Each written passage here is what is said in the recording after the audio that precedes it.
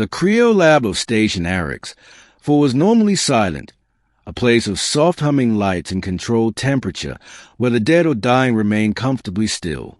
Today, it was filled with laughter. 3 alien researchers, Dr. Veldar, Assistant Chili, and Senior Biologist Cormet, huddled around a frost-coated cryostasis capsule. Inside the capsule lay a pale, unmoving human male, preserved in ice like an ancient relic. Veldar tapped a claw against the glass with theatrical flourish. "Behold," he declared, "the mighty human, the apex predator of their death world, feared across a dozen star clusters." Cormet snorted. "He is small, soft, practically furless. I expected something more terrifying." Chili shifted uncomfortably. "Doctor, perhaps we should not mock him. Human records suggest their physiology is unremarkable." Veldar cut in sharply. "Their only advantage is stubbornness, and this one is frozen. Harmless, a particularly ugly popsicle." The researchers cackled again. None noticed a change in the vitals reading. None saw the faint pulse returning to the man's fingertips. None heard the slow, rising growl beneath the ice. But the sensors did. A warning flashed silently on the terminal. Cryostasis disrupted. Subject arousal imminent. No one looked. They were too busy laughing. A relic from a dead ship. The human had been found adrift in a derelict Earth vessel, an ancient military ship battered and nearly erased by centuries of cosmic radiation. Everything on board was long dead, except him.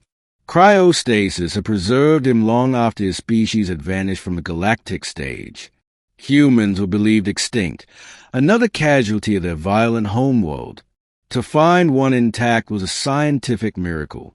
To mock one, a scientific mistake. Veldar paced proudly before the capsule. "We will thaw him slowly, extract DNA samples, reverse engineer the neural pathways, perhaps even amput." A sharp chime cut him off. The pod's internal temperature surged. Chili's frills stood straight up. "Doctor, the thaw is happening too quickly." "Impossible. The system is locked. The sequence cannot accelerate." Veldar snapped. Another chime. Another spike. And then, toom! A dull, terrifying knock echoed from inside the pod. Cormet yelped and scrambled backward. He moved. "That's not possible." Veldar shouted. Another knock. Harder. Crack split across the frost. Chili's voice trembled. "Doctor, I think is waking up." Veldar's mandibles clattered. "He cannot be awake yet. That would require—" The human's eyes snapped open.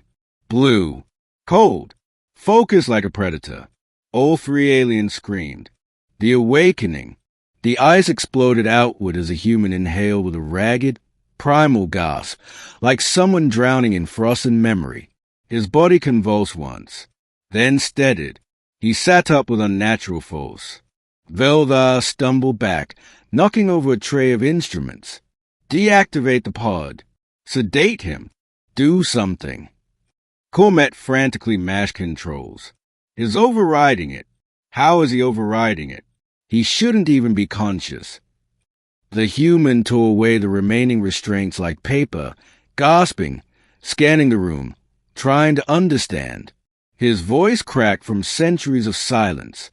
"Where am I?" Chili swallowed hard. "Essa, why are you on research station?" But the human locked eyes with Veldar. "You tapped on the glass," he said quietly. Veldar froze. "W what?" "You knocked," the human repeated, stepping out of the pod. "I heard it." Cormet whimpered, but he was unconscious. The human's muscles rippled beneath his skin as he flexed fingers long numb. "I don't stay unconscious long," he muttered. And every alien in the room suddenly believed it. The soldier returns. The human staggered once, adjusting to gravity, then steadied with frightening speed. Chili mustered courage. May we have your name?"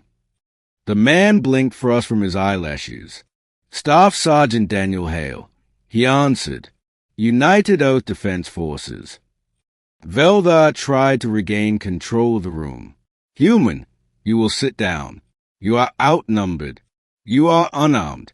You are a specimen under analysis. Hale stepped forward. Just one step. Veldar collapsed backwards in fear as Hale loomed over him. Not large by alien standards, not heavily built, not armed. Just awake, just steady, just human. And that alone was enough to terrify them. Hale looked at the terminal. How long was I out? Shilly answered softly, 212 years. Hale stiffened. Something cold rippled through him. My unit. Cormet lowered his gaze. Gone. Your ship was found adrift. No other signs of life. Hale closed his eyes, swallowing grief so old it felt like stone. When he opened them again, the softness was gone. He was a soldier again. The fear begins. Veldar clacked his mandibles angrily. You will comply with research protocols. Human. Hale lifted a hand. Not in threat. Not in violence. Just a hand. Veldar shut up immediately. Doctor, Hale said quietly, open the door. No.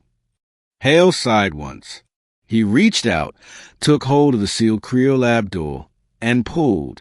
The reinforced alloy, rated to withstand vacuum pressure, screeched as Hale forced it open with roar, waking strength fueled by survival instincts older than starlight.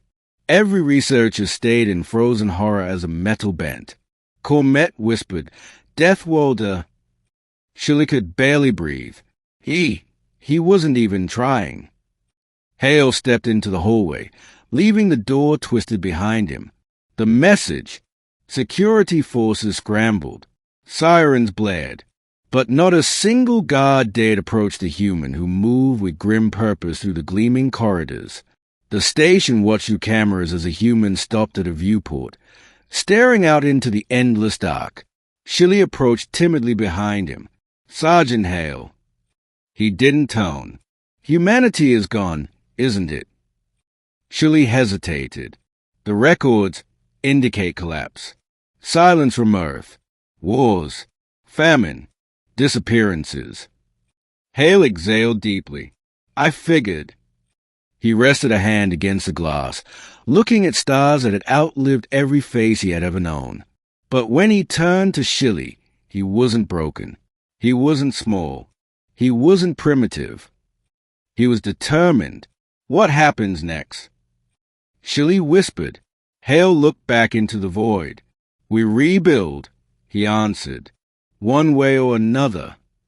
And if the galaxy tries to stop us. Hale's eyes hardened, those same eyes that had snapped open like gunfire in a frozen pod. Then the galaxy should remember why they feared humans.